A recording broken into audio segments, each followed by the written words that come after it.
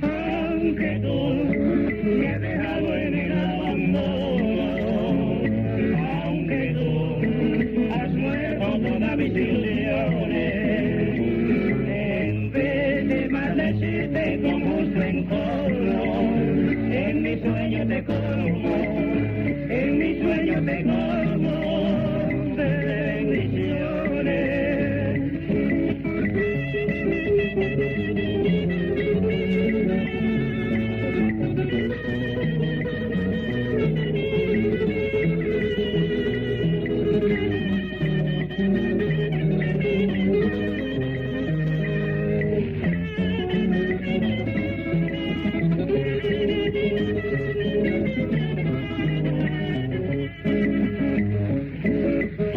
La inmensa pena de nuestra vida.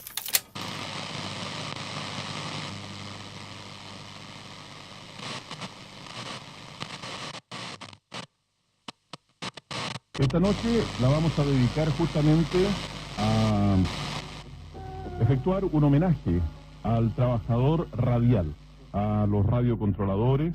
La historia de la radiotelefonía obviamente se vincula directamente con los radiocontroladores. Fui testigo presencial del desarrollo tecnológico de la radio desde 1955.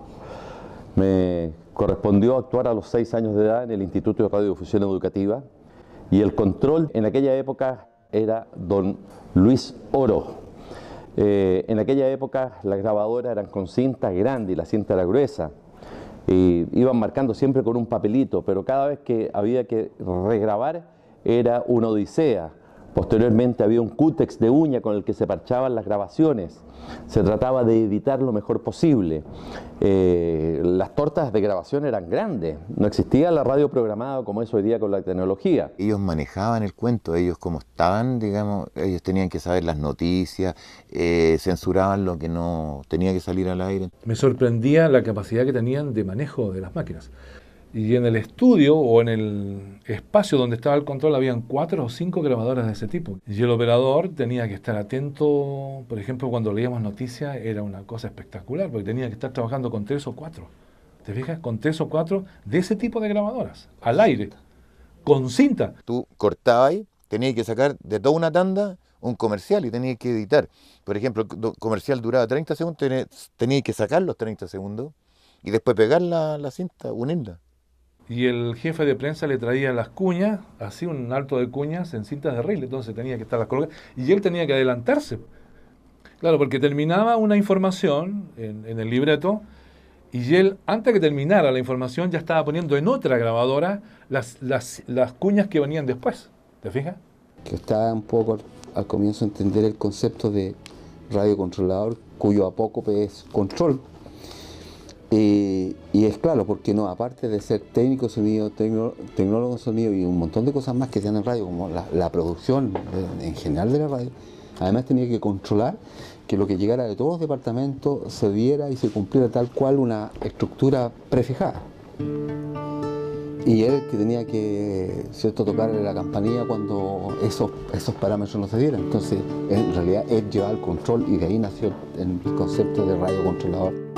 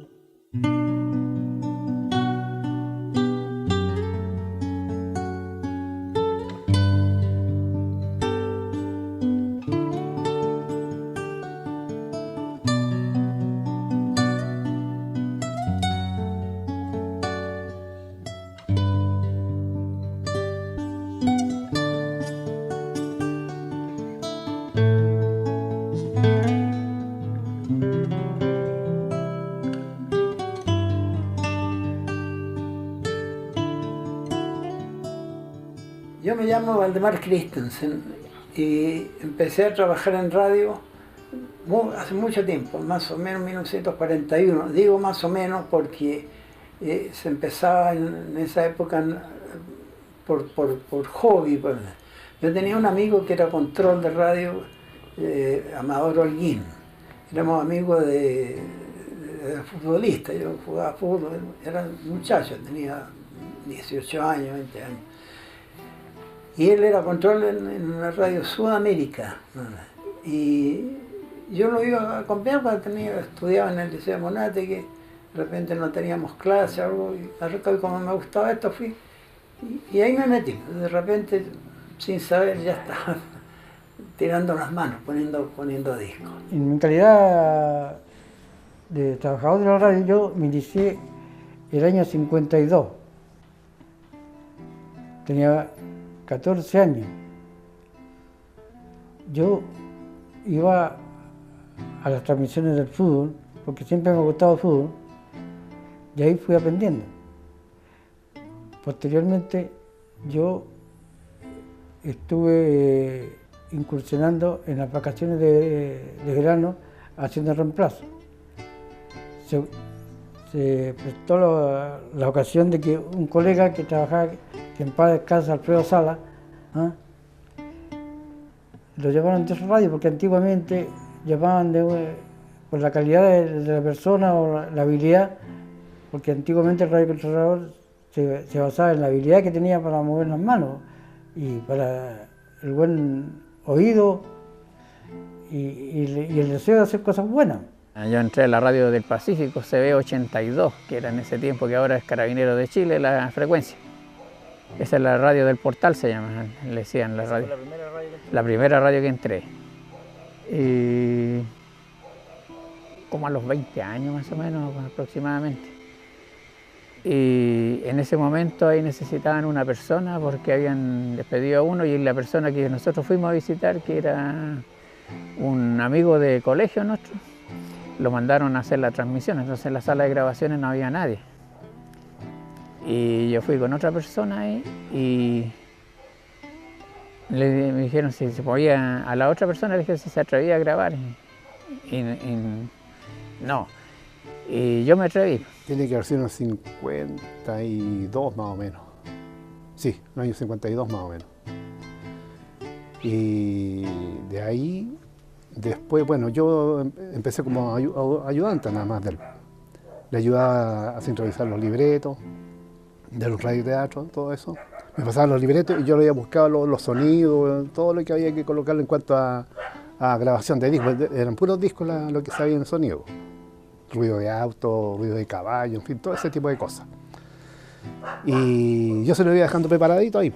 Entonces, claro, cuando llegaba después ya, veía todo, estaba todo ok. Me echaba a montar la máquina, una Magnecorder se usaba en esa época, máquina de cinta. Y ahí se comenzaba la grabación. Vamos a hacer un poco de memoria. A ver, ¿cuánto tiempo? Yo trabajé en radio 30 años.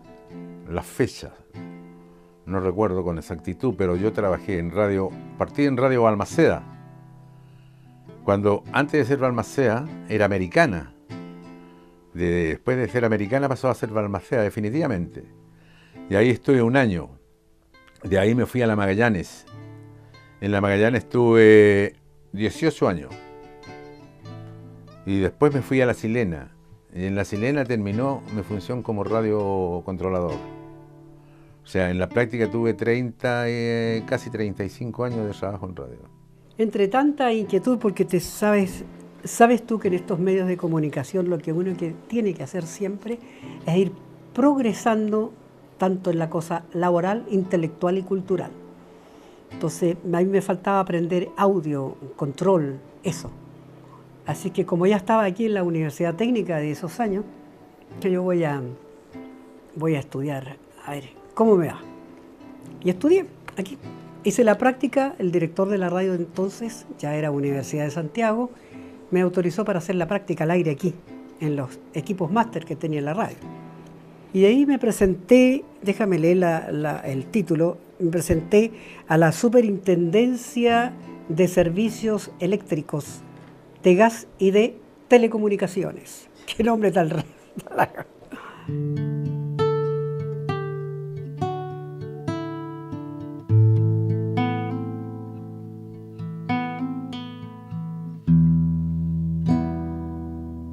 Antiguamente el radiocontrolador, para poder ser radiocontrolador, tenía que rendir un examen. Entonces, el examen lo tomaban los ingenieros en la calle Amunátegui, en el 5º piso, me recuerdo. Ese era una especie de encuesta, de trabajo que le hacían a uno por escrito. Le preguntaban qué clase de micrófono se usa en radio, le hacían un circuito de resistencia en serie y en paralelo. Y era bastante complicado el examen, no era tan de radiocontrolador, eran partes incluso de radiotécnico, habían partes que hacían problemas de resistencia, de todo ese tipo de cosas hacían. Y en ese tiempo habían 3 tipos de carnet. Había un A, B, C, una cosa así, de primera, segunda. Había uno que era para emisoras de 1 a 5 kilos, digamos, de potencia. Había otro que era de 5 a 10 y otro que era para cualquier potencia. Ese de cualquier potencia fue el que saqué yo. De otra forma no se podía trabajar. Teníamos constantemente gente de la superintendencia que hizo después y ahora pertenece como subsecretaría, ¿no es cierto?, al Ministerio de Transporte. Nos iban a controlar a nosotros. ¿Y la radio también respetuosa de...? Sí, porque si no la radio tenía que pagar una multa y uno también.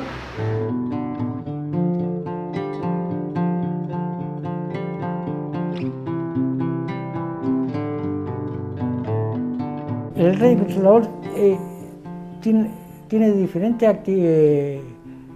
actividades. El radiocontrolador de mesa, que llamamos el que están en el estudio.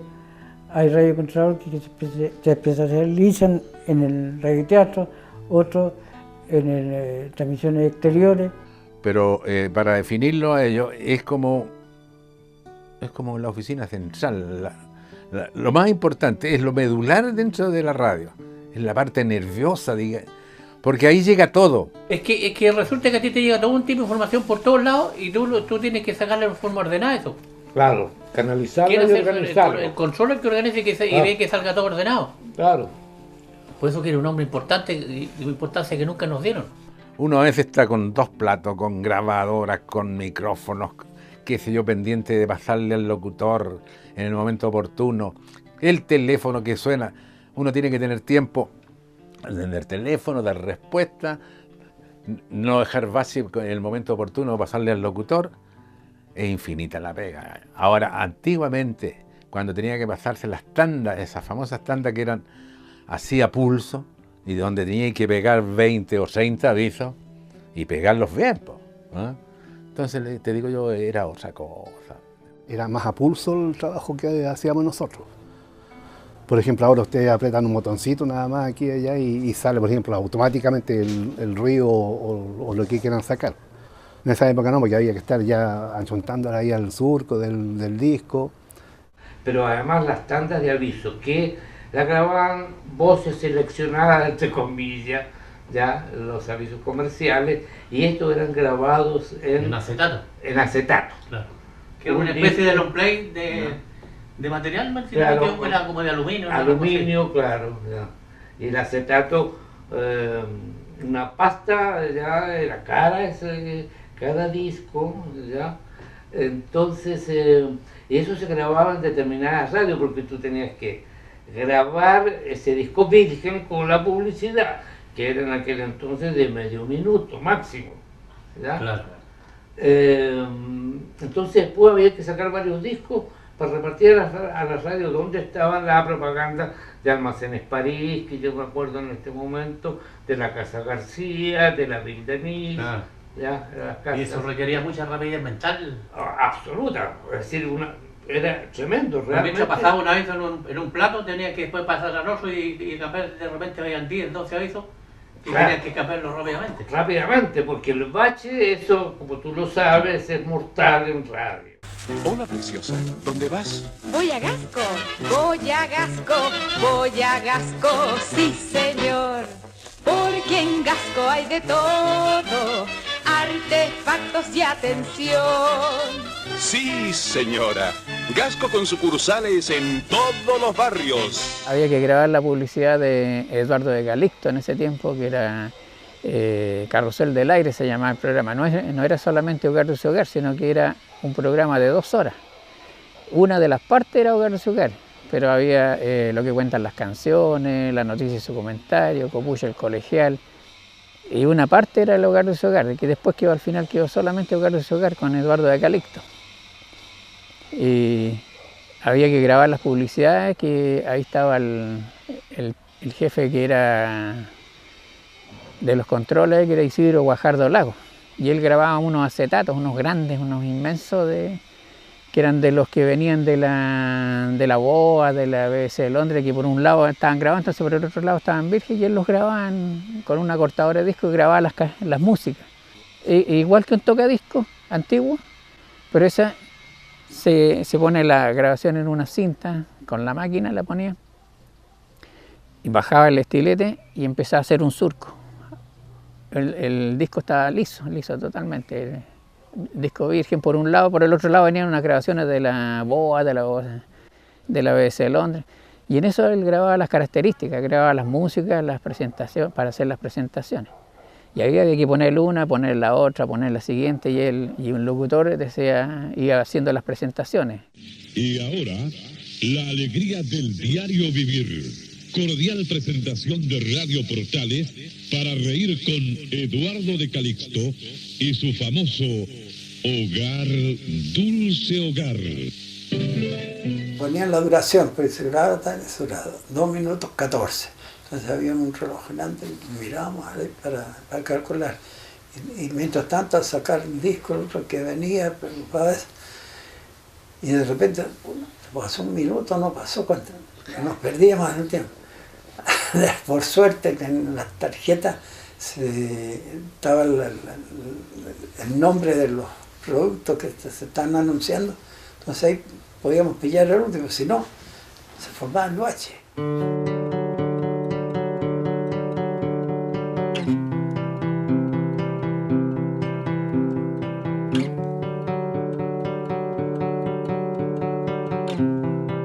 Las grabadoras eran unas inmensas, grandes de cajón, y ahora se puede grabar con un pendrive y grabación digital. En ese tiempo tenía que estar bien calibrada la cabeza de la grabadora para que quedara buena la grabación. Había que estarla nivelando cada cierto espacio de tiempo, y de una grabadora a otra a veces habían diferencias, iba perdiendo su fidelidad de repente las grabaciones. Así que no se podía, incluso las velocidades a veces empezaban a cambiarse un poquito. Pero lo grabado solamente la voz no se notaba, pues muy poca la diferencia, porque habían grabadoras de corriente continua y de alterna. Entonces las continuas, aunque el ciclaje bajara, igual seguían funcionando igual, pero las otras bajaban un poquito. La grabadora, la Van Recorder, era una grabadora de 2 partes. Era la parte de la amplificación y la parte mecánica, por darte. Esta máquina era muy pesada. Incluso esas máquinas a nosotros nos servían a veces de amplificador. A mí me pasaron una e hicieron el Laurel de Oro aquí en el estadio Nathaniel. Y me pasaron en el equipo de la Armanda. ¿Ya? Y tiene entrada de un micrófono y entrada en línea. Exacto. Y llego allá y hay 3 escenarios para transmitirla. Tenía un escenario para lo tropical, otro para lo electrónico y otro para lo melódico. Yo dije, ¿cómo lo hago yo? Entonces hablé con el técnico que tenía los carregas. ¿Ya? Y le dije, ¿me puedes cambiar línea de 500? El músico. Sí. ¿me puedes copiar línea 500? Claro, me dijo. Y me copió línea 500. Y esa la metían al amplificador. Y los locutores hablaban por el micrófono. Entonces yo bajaba el volumen, cortaba y pasaba al otro lado.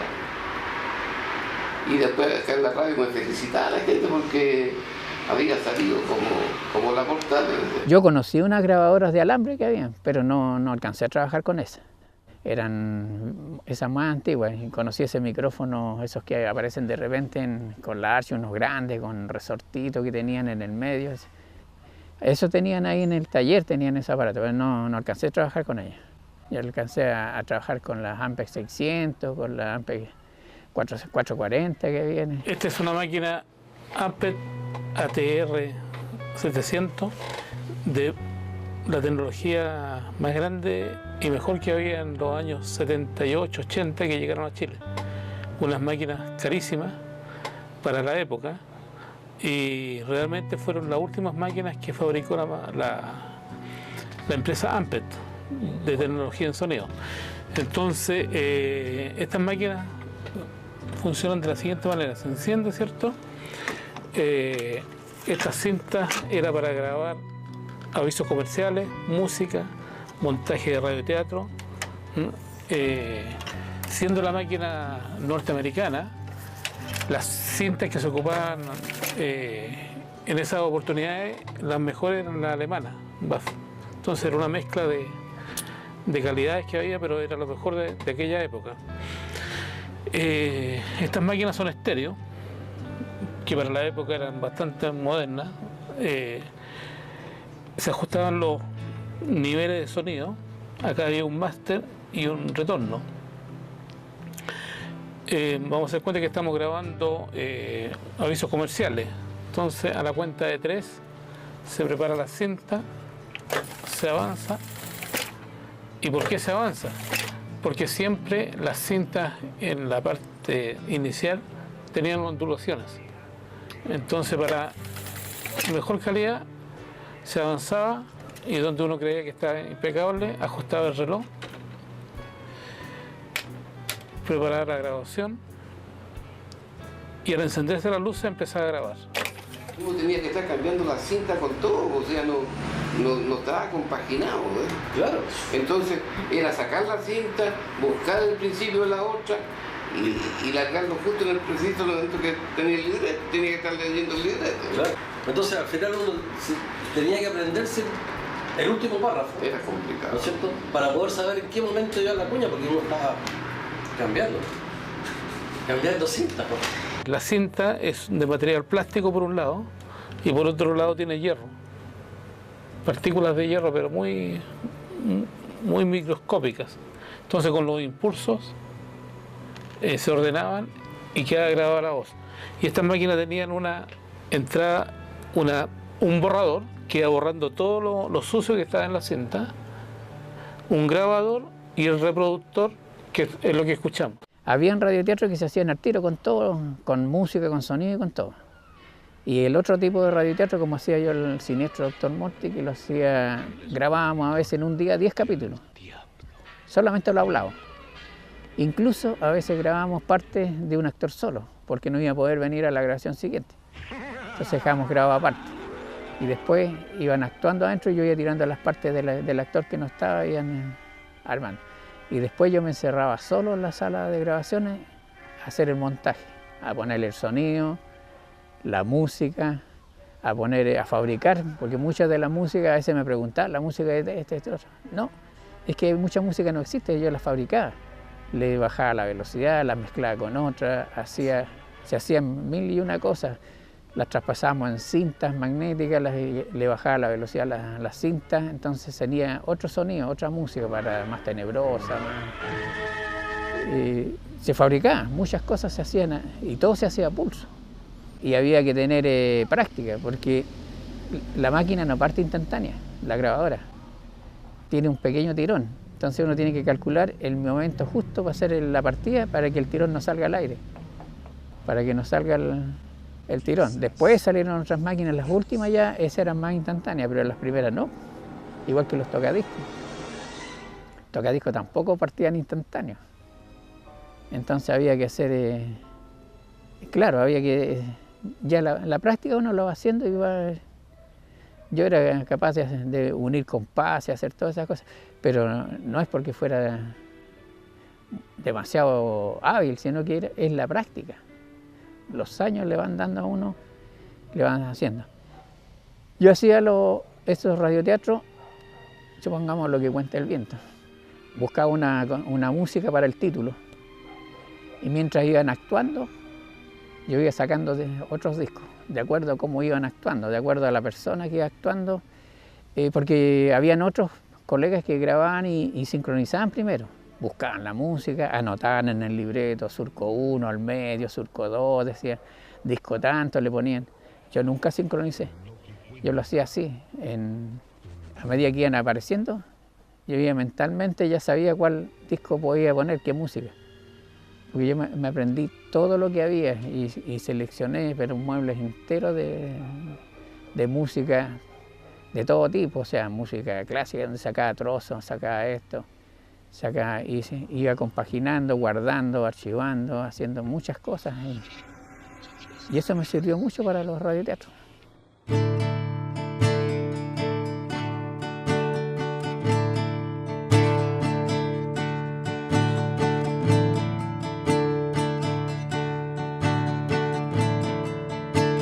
No tenía mayores conocimientos de lo que significaba la organización gremial, por así decirlo. Entonces, con el correr del tiempo, bueno, empecé a conocer más compañeros controles, con diversas ideas y qué sé yo. Y con el tiempo muchos de ellos me manifestaron la posibilidad de ingresar al sindicato y lo conveniente que era. Recalco esto que es muy conveniente que lo sepan. ¿Por qué razón? En ese entonces, al igual que ahora, no tenía temor de ningún tipo.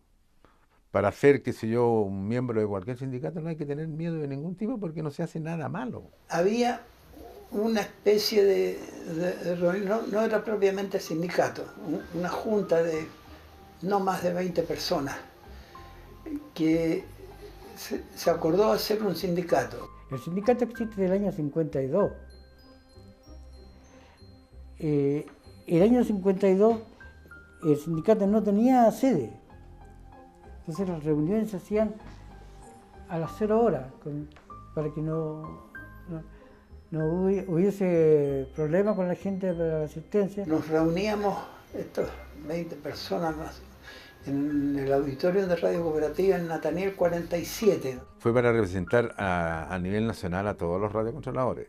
En ese entonces, que yo tuviese conocimiento, que me recuerde, eran 400 radios las que habían controladas en el servicio eléctrico.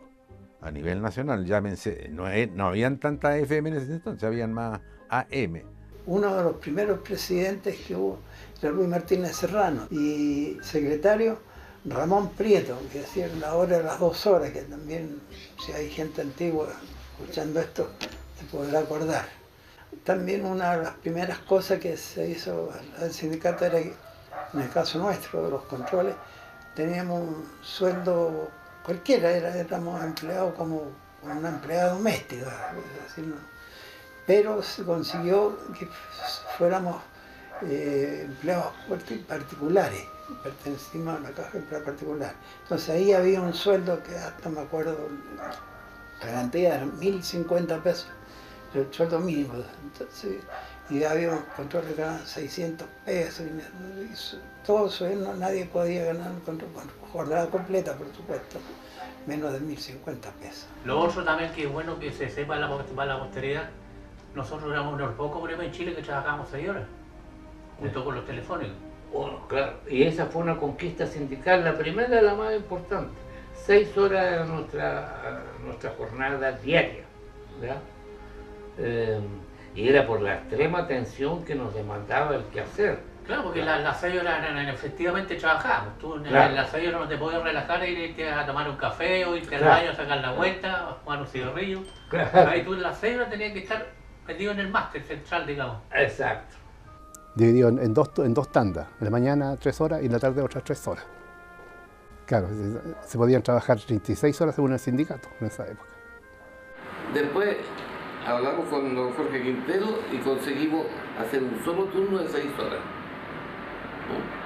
Entonces era de las 8 de la mañana hasta las 2 de la tarde, después de las 2 a 8 y de 8 a 2 de la mañana.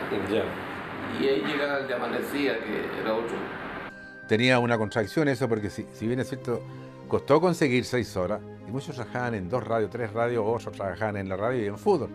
Entonces el trabajo se aumentó. Entonces los broadcasters dijeron en una ocasión que era una viveza, porque claro, si te reducen la jornada para que tú descanses y tú trabajas en otra radio, quedamos como la mona, ¿no es cierto?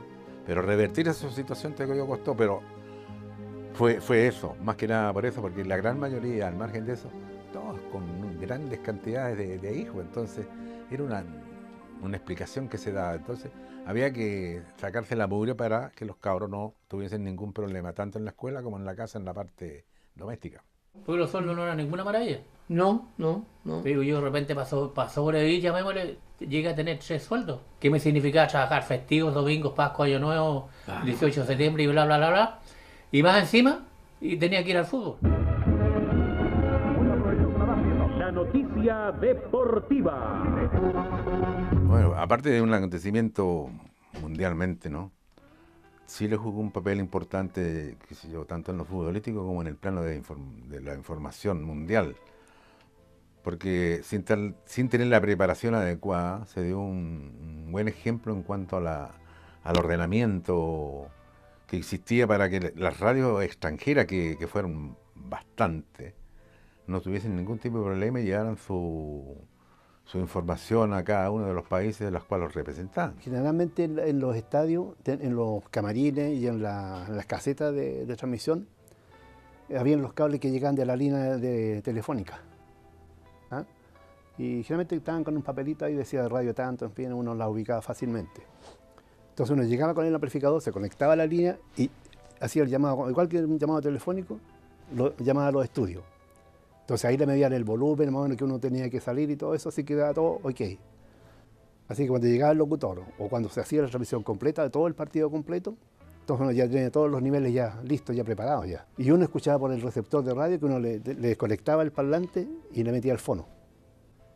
¿Ah? Entonces ahí escuchaba, por ejemplo, el que estaba narrando, en este caso el relator del partido y el comentarista o los comentaristas que estaban ahí también. En esa forma se hacía. Y todo eso eran equipos a tubo, pues. Una transmisión que hicimos para el Mundial de Fútbol. Se compró en la radio, fue uno de los primeros equipos portátiles que se transmitía lo que usan todos ahora. Un micrófono con un amplificador. En ese tiempo el amplificador era una manetita, ahora está en el mismo micrófono.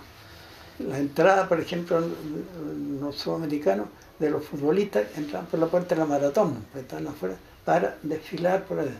Entonces, todas esas cosas se transmitían. Y era imposible hacerlo con los equipos que había, que eran equipos eléctricos.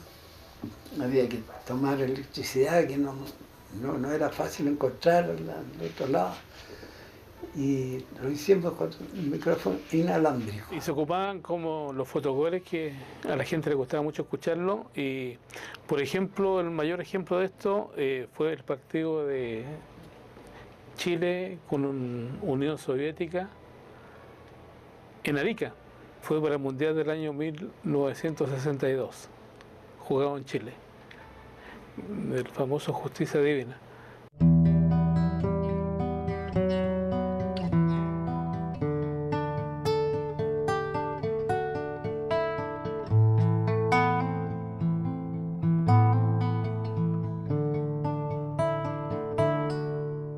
Se me ocurrió hablar con la directiva de ese entonces, que estaba Brizó, Renato Zamora, el Chorizo Holguín, no me recuerdo quién más, y les puse la posibilidad de hacer un festival, porque los locutores ya habían hecho uno. Entonces, ¿por qué nosotros los controles no podíamos hacer uno? Tenía el nombre, entonces lo conversamos, lo estudiamos, y me dijeron, ya, hazte cargo de todo lo que significa papeleo legal, porque había que sacar permiso, sacar la exención del impuesto al espectáculo nacional, una serie de cosas que ya después había que arrendar el Estadio Chile, que era el único local que reunía más condiciones, por lo grande y lo cercano.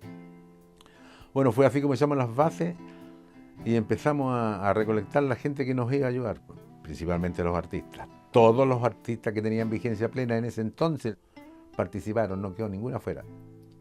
En lo folclórico y en lo romántico, en todo ese tipo de cosas, estaban todos. Los locutores igual, no faltó ninguno de ellos. Todo exactamente, así con una solidaridad realmente encomiable. Fue todo un éxito y eso permitió comprar una sede.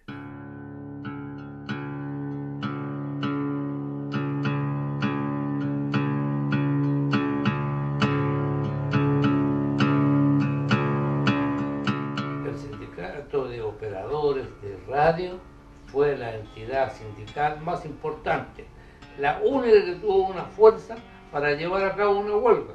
Me acuerdo de que en la radio Panamericana, que queda allá en la Gran Avenida, tienen un problema los colegas de allá. Entonces fuimos, mismo justamente que le digo yo, pues el Contreras que le nombré recién, Héctor Contreras. Llegó en una reunión, dijo de que tenía un tal problema en la radio, que no le habían pagado no sé qué cosa. Tomémonos la radio, ya tomémonos la radio. Y partimos para allá. Y nos tomamos la radio. Y resulta que eso fue como a las 10 de la noche más o menos, que las reuniones eran tarde, a veces después de los turnos. Y partimos para allá. Estuvimos como hasta las 2 o 3 de la mañana allá. Se silenció la radio. Y ahí las autoridades de gobierno en 3 tiempos llamaron y empezaron a imponer en la práctica que teníamos que salir. Claro, cuéntale esa parte de la Panamericana, cuéntasela por favor. Ese patrón en pijama y con patas allá en la radio con los carabineros, devuélveme la radio. Y una radio que todavía existe. Eso fue como el 70 y... antes del 73, un poquito antes. Y entusiasmado, poniendo sillas en las puertas, todo ese asunto para que nadie entrara. Y contestando los teléfonos de los llamados que se hacían. O sea, eso indica la importancia que tenía el radiocontrolador, ¿no? Porque si el locutor es fuerte, es poderoso, con su voz linda, que tiene, qué sé yo, educada, los controles no tenían nada, pues si nosotros estábamos en off, qué sé yo. Pero demostramos que éramos más agallados, por decirlo, más solidarios.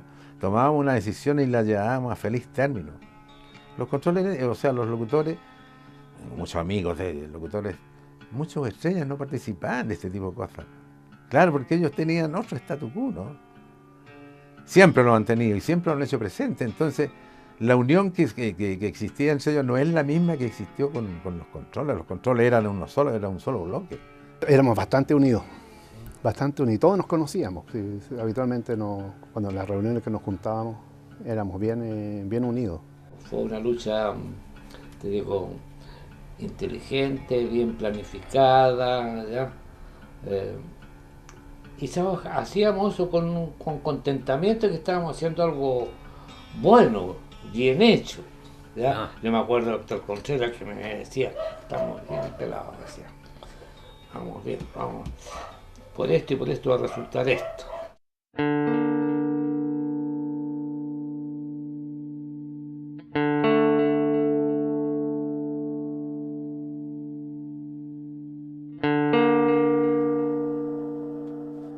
Se avecinaba una tormenta.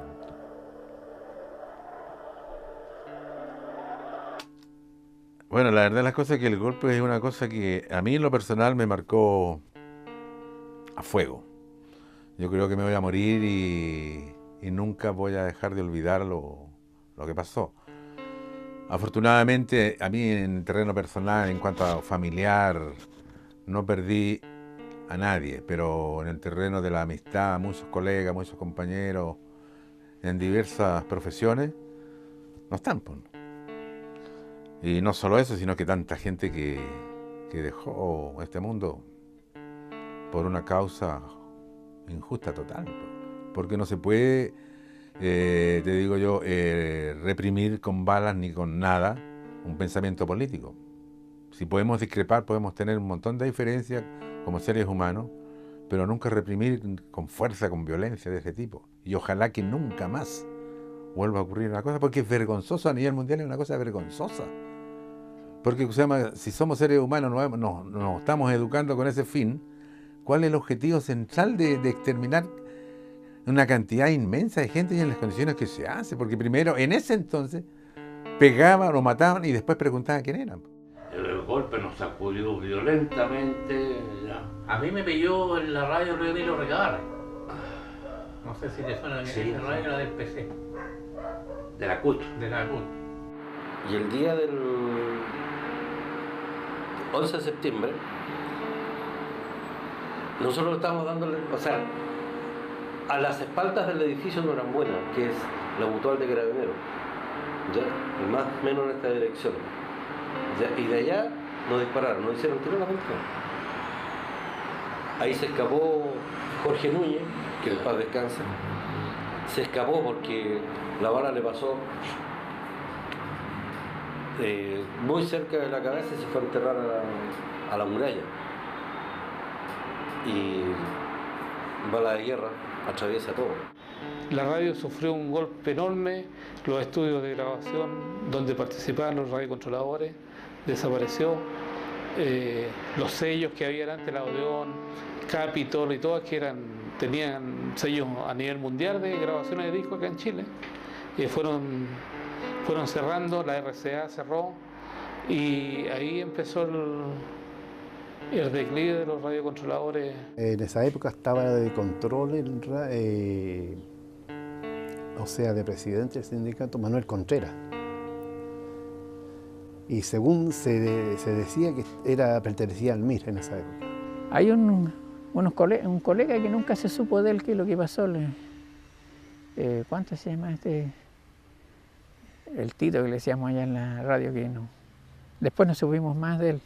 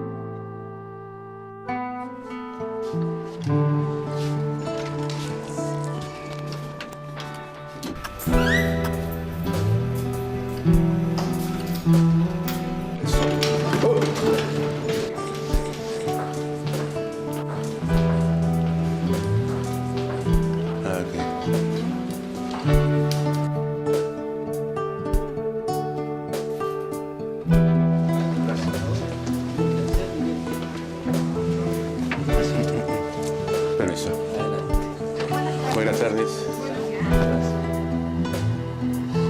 Allá quizás de esa puerta. ¿Ya? Porque esto era más largo, entiendo que ya deben haber alguna oficina por ahí. Sí, ahora todo eso de allá son puras oficinas. Claro, a este lado por lo menos teníamos el estudio, los estudios de grabación y la locución. ¿Ya? Del máster. En el fondo estaba la discoteca y después toda la oficina del director. En esa ocasión, para el año 73, a mí me correspondía entrar a las 4 de la tarde. Y por razones ajenas a mi voluntad tuve que llegar a las 8 de la mañana. Y a las 8 de la mañana, en cuanto llegué, lo primero que se hace es un llamado telefónico del presidente de la República. Yo era el único capacitado y el único autorizado para hablar con él. Aquí debe haber otra oficina, acá igual. Acá estaba, por decirte como te digo, una de las salas de grabaciones. Y acá era un estudio grande. Permiso.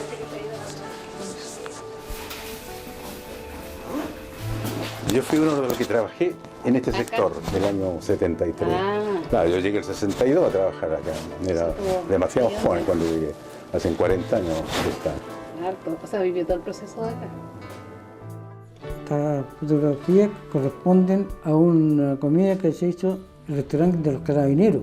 Ahí, por ejemplo, está el presidente de la CUT. Ahí hay un periodista muy famoso, Mario Gómez López. Este es Rafael Despayo, el cantante. Es la primera vez que estuvo en Chile y actuó en la radio cooperativa. Ahí le sacamos los camarines de la radio, esa foto, el resto son los técnicos de la radio. Bueno, y ahí me tocó a mí presentar a Cantinflas el año 68, 67. En esos tiempos se usaba el moño grande, las pestañas postizas, los bonitos trajes, por eso estoy así. Ahora no, ahora ya uno más sencilla, ya no tengo que presentarme al público, solo a los micrófonos nomás. Este material venía directamente de Estados Unidos, llegaba por Panair, ¿ya? Llegaban cajas de este y lo repartían en las radios.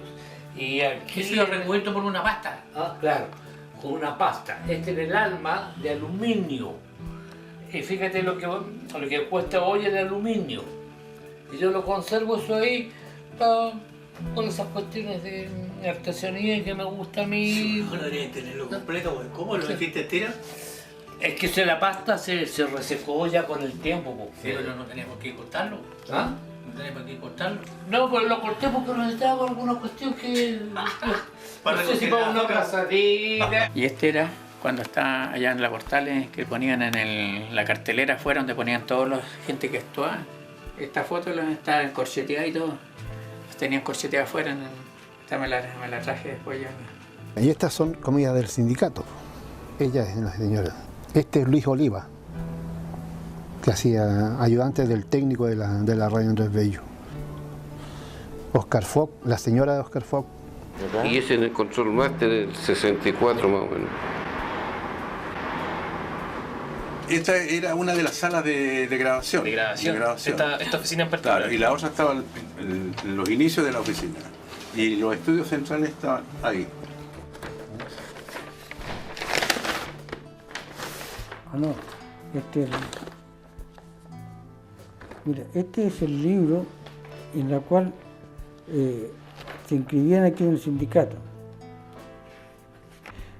Este es el primer registro de socios del sindicato cuando se llamaba Sindicato de Radio Controladores y Operadores de Broadcasting.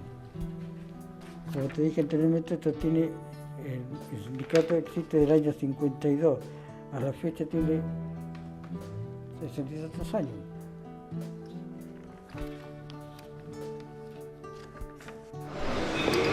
¿Se puede pasar? Queremos ir al segundo piso donde estaba la radio, filmar así, ver nomás, por encima. ¿Ah? Está la radio. Sí, sí. Hay otras cosas ahora. Ya lo quieren entrar, pues eso le digo. Ya. Esos compadres ahora ahí. Pero no, si no necesitamos entrar, sino que ver por fuera nomás. ¿Ah? Ya, gracias. Aquí hay entrepiso, hay que subir nomás.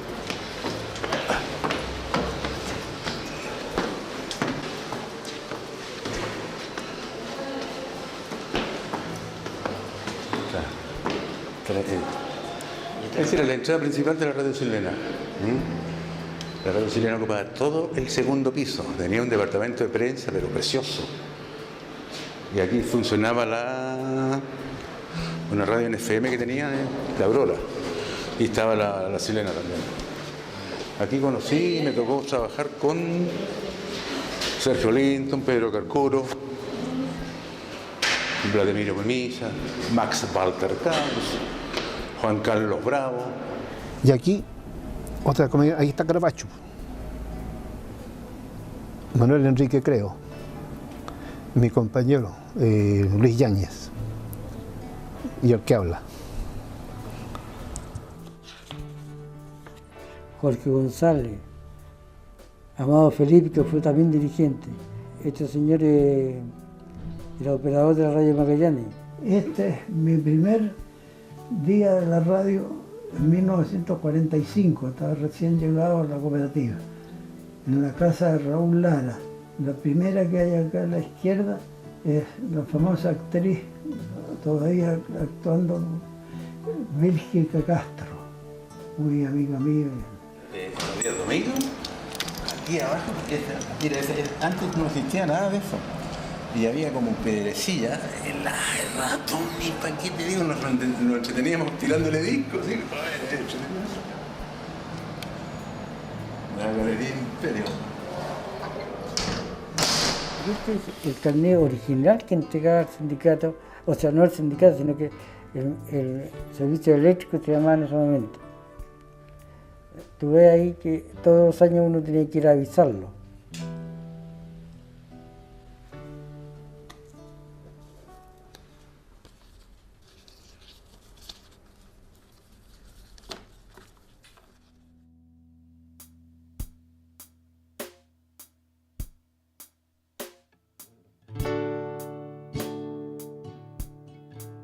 Fueron una parte vital de lo que es las transmisiones de la radio.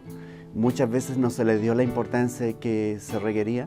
Muchas veces, e incluso el radio controlado en los tiempos de gloria de la radio, llegaba a ser como el director de la radio. Eso no lo reconocía ni el gerente, ni el director propiamente tal, ni un locutor, pero el radio controlado el que daba los tiempos, era como un coordinador de piso, por decirlo así, lo comparamos en televisión, era como un director de cámara, porque el que decía qué micrófono va, dónde tiene que hablar, dónde tiene que hacer tal cosa. Entonces el radio controlado tenía que dar varias instrucciones, por lo tanto al final era como un director. Yo ahora no podría trabajar en la radio, es totalmente distinto. Yo trabajé en otra radio. Salí cuando estaba empezando la computación. Al llegar los computadores, al final quedé yo solo y me sobraba tiempo para hacer todo, porque todo estaba ya automatizado. Yo creo que se ha perdido mucho la imaginación de la gente. Acuérdate que nosotros éramos como los futbolistas de ahora. Claro. Casi nadie moría en una misma radio. Como decía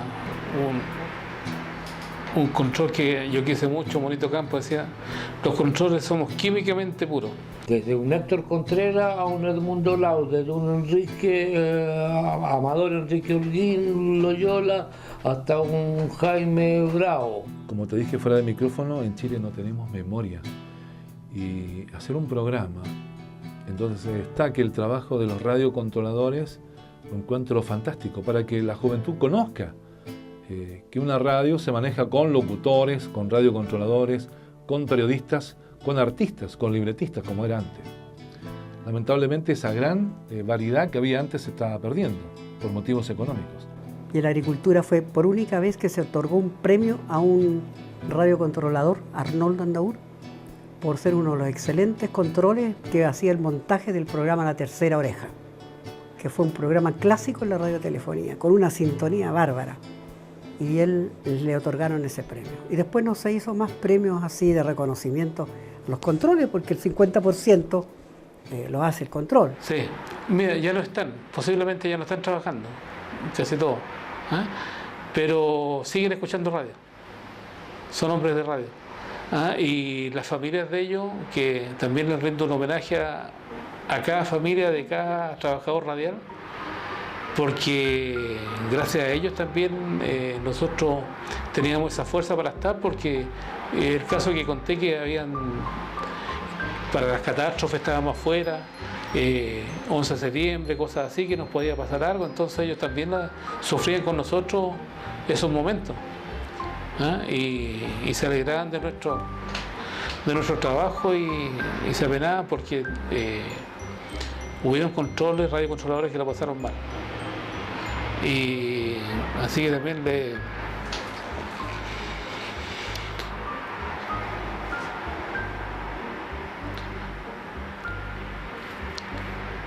rindo un homenaje.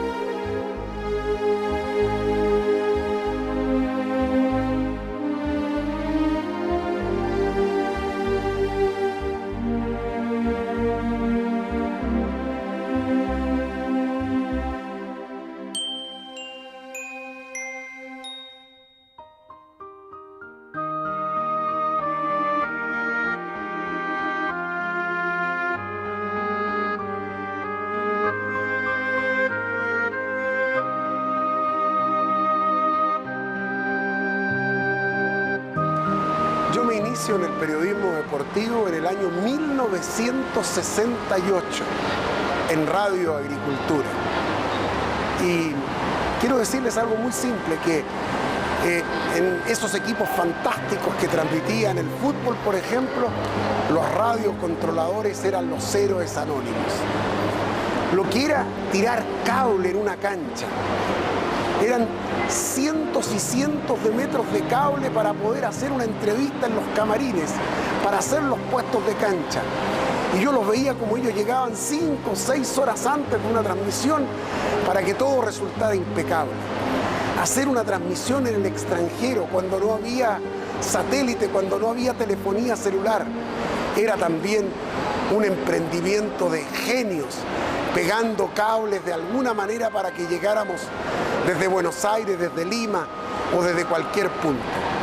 ¿Cuántos nombres de radiocontroladores que yo conozco? De hombres entrañables como Pedrito Torres, como Molina, como el Gato Núñez de la Radio Agricultura, como Valdemar Christensen, con quien nunca trabajé porque él era de la cooperativa, pero con quien nos hicimos muy amigos porque él era hincha de Audax. Y yo también soy hincha de Audax. Para todos aquellos viejos hombres de la radio, aquellos que construyeron un trozo tan importante en la historia de las comunicaciones de nuestro país, el abrazo y el reconocimiento merecido. Ellos son mucho, pero mucho más que simples héroes anónimos.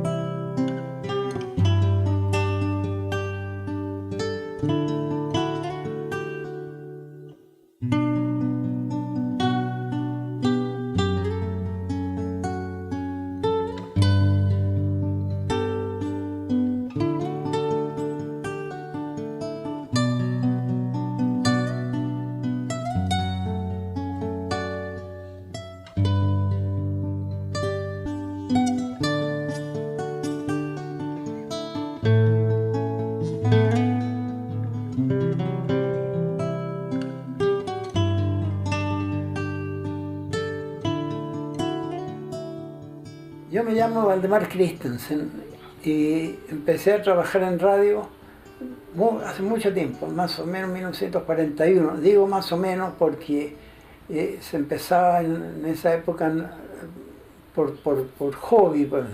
Yo tenía un amigo que era control de radio, Amador Holguín. Éramos amigos de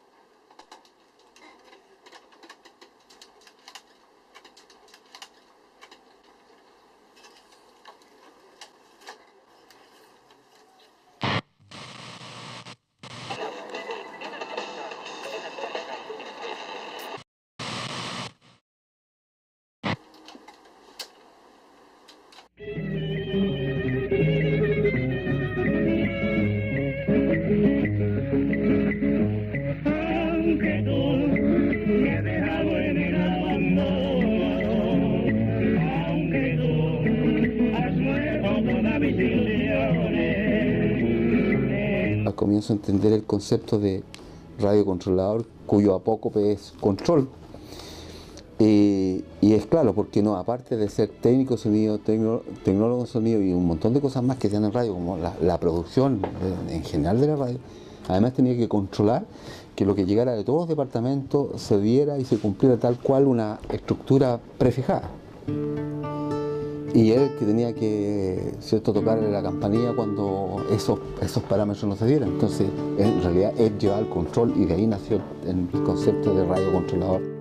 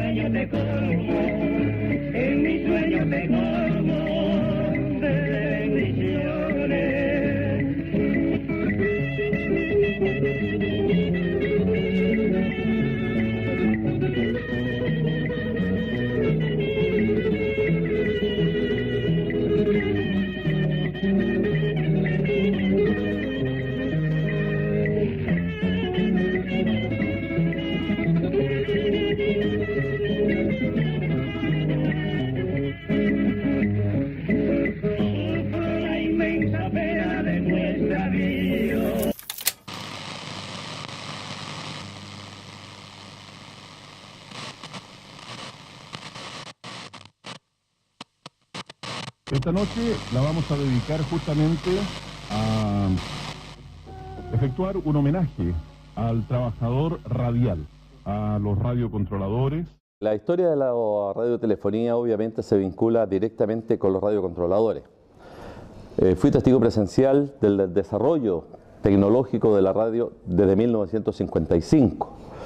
Me correspondió actuar a los 6 años de edad en el Instituto de Radiodifusión Educativa y el control en aquella época era don Luis Oro.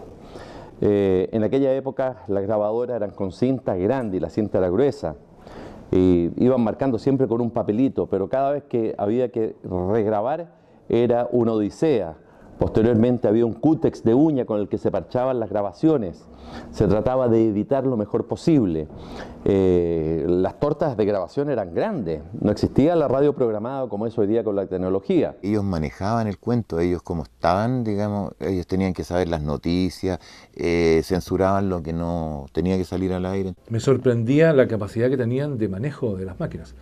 Y en el estudio o en el espacio donde estaba el control habían 4 o 5 grabadoras de ese tipo. Y el operador tenía que estar atento, por ejemplo, cuando leíamos noticias era una cosa espectacular, porque tenía que estar trabajando con 3 o 4. ¿Te fijas? Con 3 o 4 de ese tipo de grabadoras, al aire, con cinta. Tú cortabas y tenías que sacar de toda una tanda un comercial y tenías que editar. Por ejemplo, el comercial duraba 30 segundos, tenías que sacar los 30 segundos y después pegar la cinta, unirla. Y el jefe de prensa le traía las cuñas, así un alto de cuñas en cintas de reel, entonces tenía que estarlas colgadas. Y él tenía que adelantarse. Claro, porque terminaba una información en el libreto y él, antes que terminara la información, ya estaba poniendo en otra grabadora las cuñas que venían después. ¿Te fijas? Que está un poco